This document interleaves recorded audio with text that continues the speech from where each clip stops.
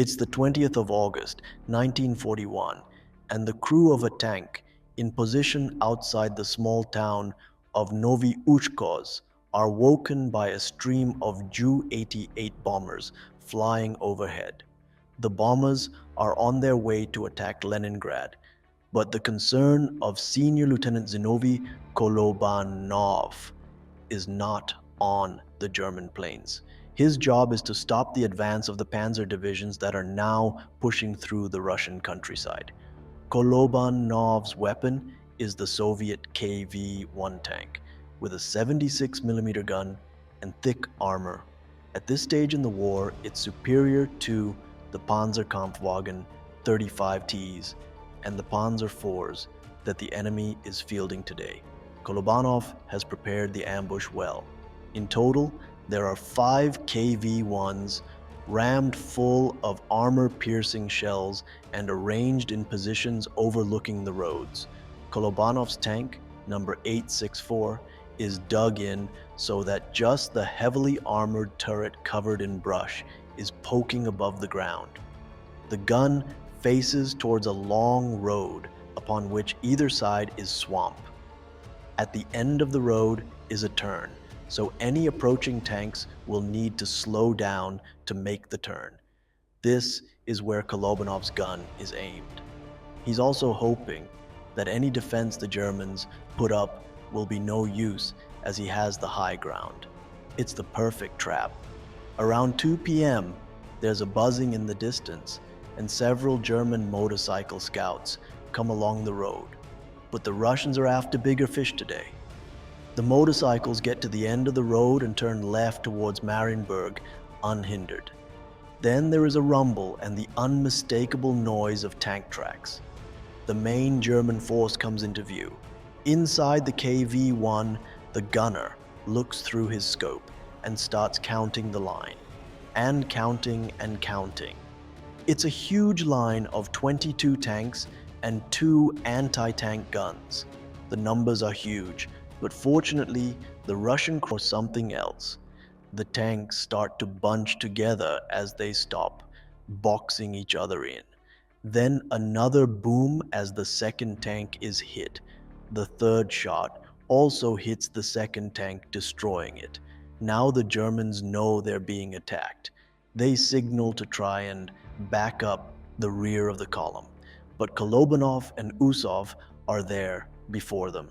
Targeting the last tank, there's another shot as the KV-1 lets loose another armor-piercing round that tears into the rear panzer. To be sure, the head and the tail of the snake is immobilized, yet another round is sent into the rear panzer as it goes up in flames. The Germans realize their trap. The road is now full of German machinery, and the lead tank gets to the end of the road and slows down for the turn. Kolobanov signals to his gunner, Andrei Usov, the work is about to begin.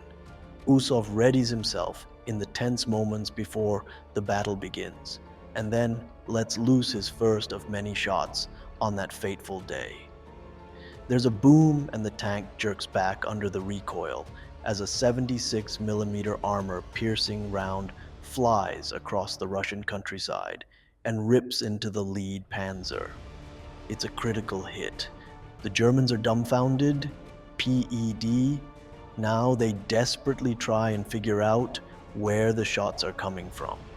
Either side of the road are several haystacks, which are targeted by the Germans, who mistakenly think that they're hiding Russian defenders.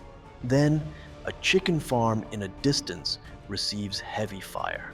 Another panzer is taken out, and they realize with dread that the shots are coming from a rise in the distance. Many of the panzers that aren't blocked in scatter off the road, all the while receiving fire from Kolobanov. But soon, their thin tracks get them bogged down in the swampy ground. Targeting the rise in the distance, the panzers start the return fire. Inside the KV-1, then there's another hit on the turret, and another as the Germans get their eye in on the target. Between hits, Usov let's fly more anti-tank rounds. The Germans start to get the anti-tank guns into play, but they too are soon dispatched by Kolobanov and his gunner. Under the hail of fire in the KV-1, the gunner's scope is hit. Now, unable to target the Germans, the tank commander ordered the driver to reverse out of the hiding spot. Once clear, the radio operator Kizilkov was sent outside to replace the scope. The scope was replaced, but under the heavy fire, the turret was damaged and unable to rotate. That didn't stop the crew of 864, as they now used the tank steering to adjust the aim, and their grim work continued. Initially, the turret was hit many times. For each shot, it managed to get off. But as the battle slogged on, the hits on 864 lessened. When 864 finally ran out of ammunition, 22 German tanks and 2 anti-tank guns had been destroyed by Kolobanov.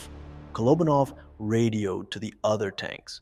Up to now, he had given orders to the other tanks that they should not fire, so as to not give away the position and size of the force that the Germans were facing. But now it was their turn, and a boom resounded as a fresh KV-1 joined the fray. Finally, the total tally on that day was 43 German tanks destroyed for not even one Russian tank. That isn't to say that 864 got out unscathed.